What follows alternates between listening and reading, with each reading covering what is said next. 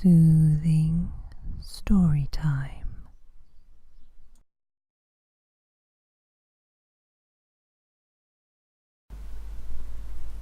The treasure ship.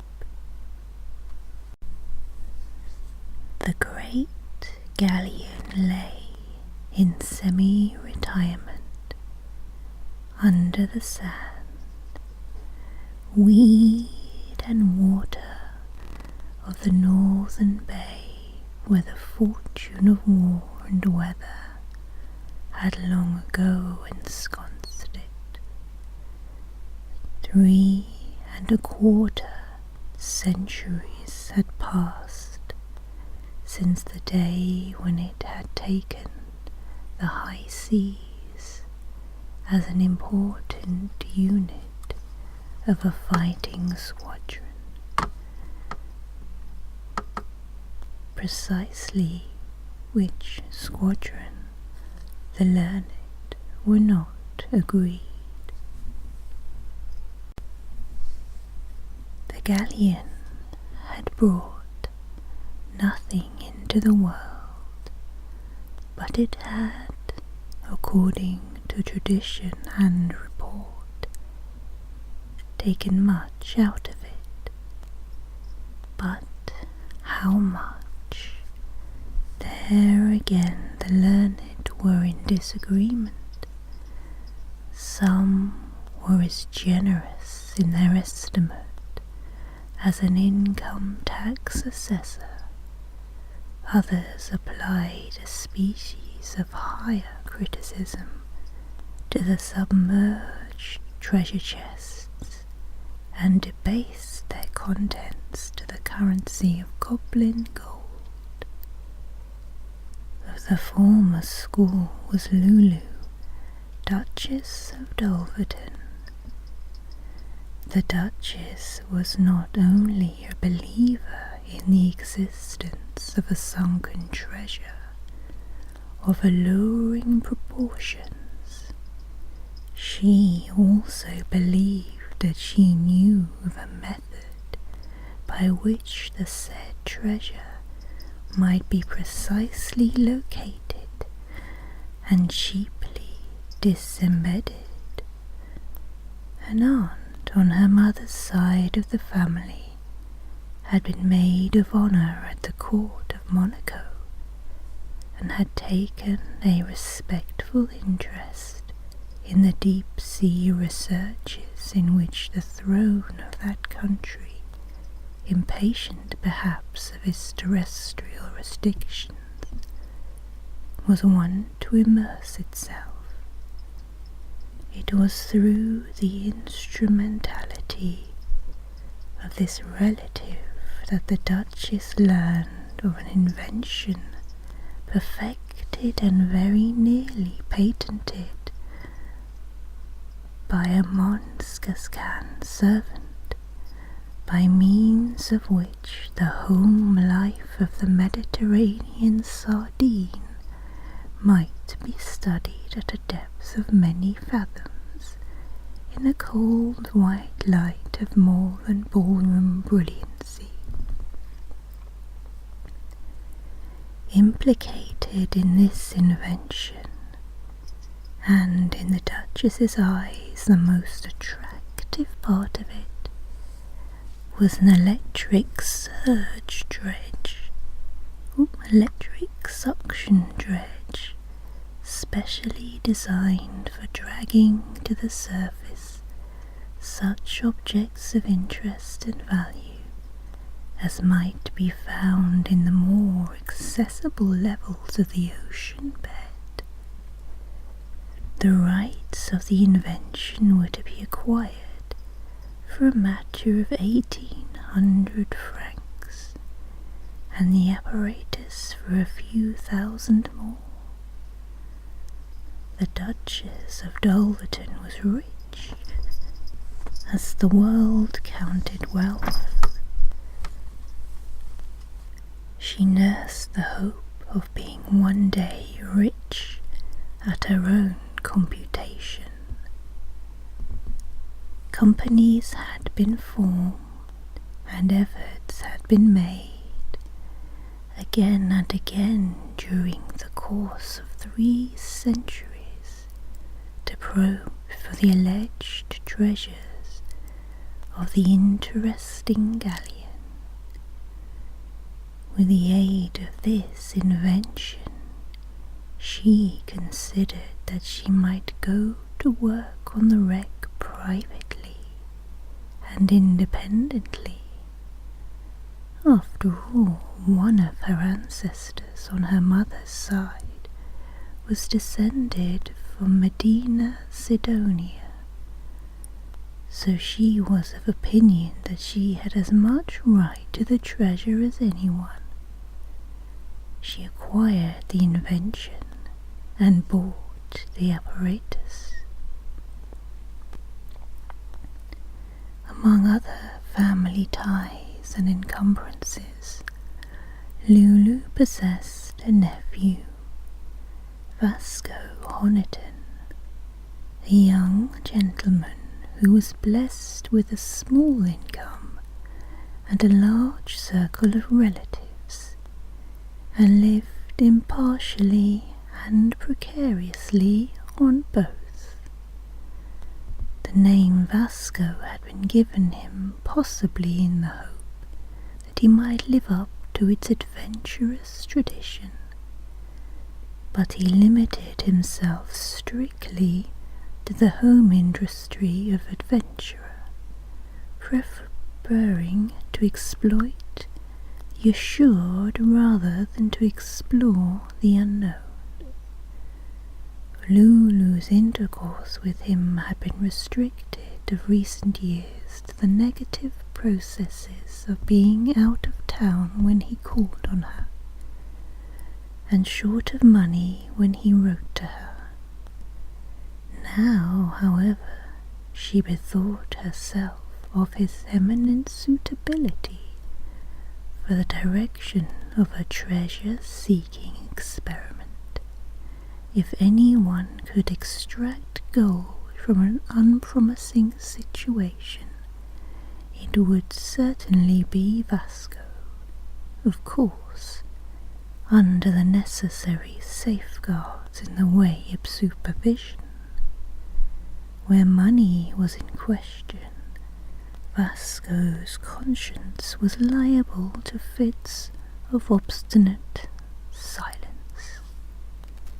Somewhere on the west coast of Ireland, in the Dulverton property included a few acres of shingle, rock and heather, too barren to support even a gregarian outrage, but embracing a small and fairly deep bay, where the lobster yield was good in most seasons.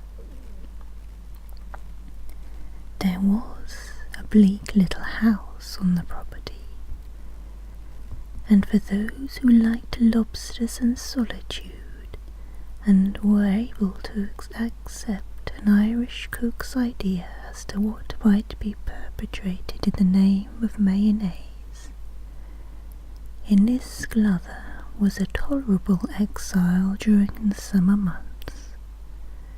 Lulu seldom went there herself, but she lent the house lavishly to friends and relations. She put it now at Vasco's disposal. "It will be the very place to practice an experiment with the salvage apparatus," she said. "The bay is quite deep in places, and you will be able to test everything thoroughly before starting on the treasure hunt." In less than 3 weeks, Vasco turned up in town to report progress. "The apparatus works beautifully," he informed his aunt. "The deeper one got, the clearer everything grew. We found something in the way of a sunken wreck to operate on too. A wreck in Innsgluther's Bay exclaimed Lulu. "A submerged motorboat. The Sub Rosa," said Vasco. "No, really?" said Lulu. "Poor Billy Yuttley's boat. I remember it went down somewhere off that coast some 3 years ago. His body was washed ashore at the point. People said at the time that the boat was capsized intentionally. A case of suicide, you know. People always say that sort of thing when anything tragic happens. In this case they were right," said Vasco. "What do you mean?" asked the Duchess hurriedly. "What makes you think so?" "I know," said Vasco simply. "No.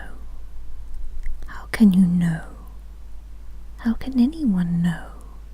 The thing happened 3 years ago." "In a locker of the Sub Rosa, I found a watertight storage box. It contained papers." Vasco paused with dramatic effect and searched for a moment in the inner breast pocket of his coat. He drew out a folded slip of paper. The Duchess snatched at it in almost indecent haste and moved appreciably nearer the fireplace. "Was this in the Sub Rosa strong box?" she asked. "Oh no," said Vasco carelessly. "That is the list of the well-known people who would be involved in a very disagreeable scandal if the Sub Rosa's papers were made public.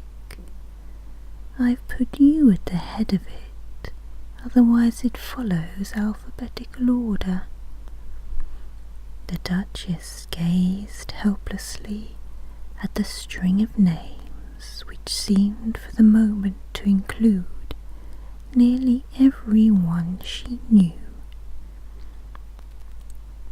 As a matter of fact, her own name at the head of the list exercised an almost paralyzing effect on her thinking faculties.